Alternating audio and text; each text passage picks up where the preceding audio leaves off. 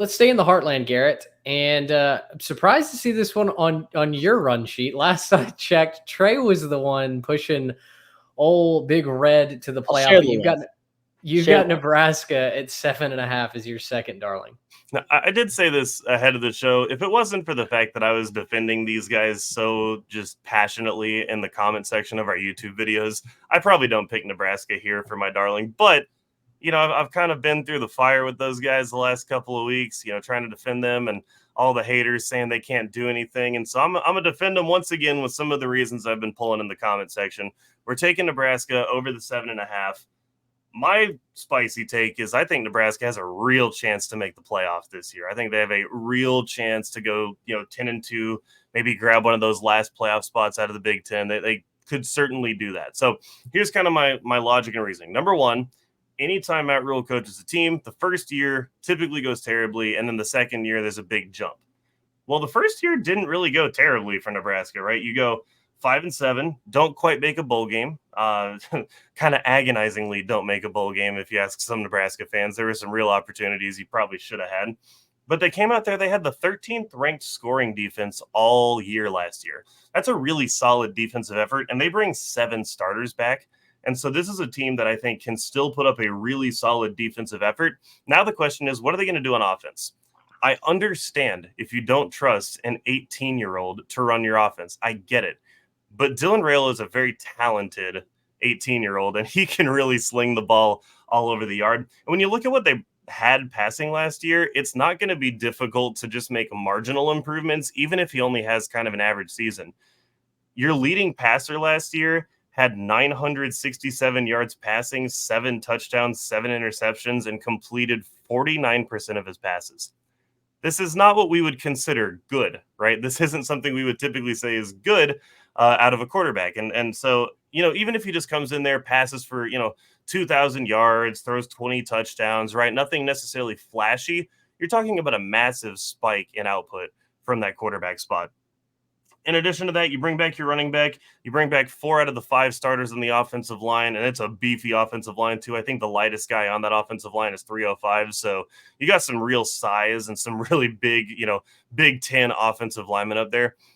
This could be a really solid Nebraska team, and it's not hard to see why when you look at the schedule as well. We've talked about the schedule a couple times, but I'll break it down one more time.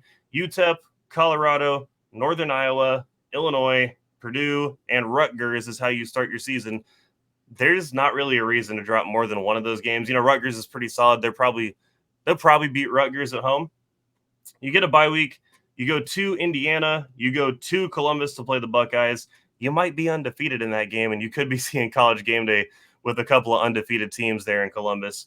You play UCLA. You play USC. You get Wisconsin and Iowa to finish the year. There's not a lot of games I think they can't win on that schedule. I think Ohio State would be a stretch on the road. I think you'd have to have some real things go your way if you're a Nebraska fan. At USC could be tricky. They could still put up points, but I don't trust that defense at all yet. We'll see what that defense turns into. And then you go Wisconsin and Iowa, a couple of teams that could be good, but definitely have some flaws. I think this is a really good Nebraska team. I think 10-2 is definitely on the table for this squad this year. And I think you could be talking about Raiola as a real breakout star in the college football world as a freshman. So give me the Cornhuskers. Let me back these guys up right here. And Trey, I'm sorry to have taken them from you. I guess, we could maybe kind of share them, we can both walk them across the line or something like that. But give me Nebraska, man. I'm eating the corn. Yeah, I forgive you because it's a great pick, and Matt Rhule is going to do what Matt Rhule does, I think, and have a team that makes a big jump from year 1 to year 2, and maybe be a year ahead of schedule from what he's done in the past at Temple and Baylor. So, yeah, you combine that. You highlighted all the great reasons why you should be in on Nebraska this year. The schedule is not that difficult outside of a couple of games. I'm really not high on some of their mid-tier opponents this year, like USC and UCLA. Yep. And they were right there last year. How many 1 possession and 3 points or less games did they lose last year? A ton. So at some point, luck has to flip around for Nebraska, right? I know they've been saying that for a decade in Lincoln, but at some point, the luck factor has to just completely flip. And when it does, watch out because Nebraska might win 10 or 11 games. They're about as due as a team could be, probably.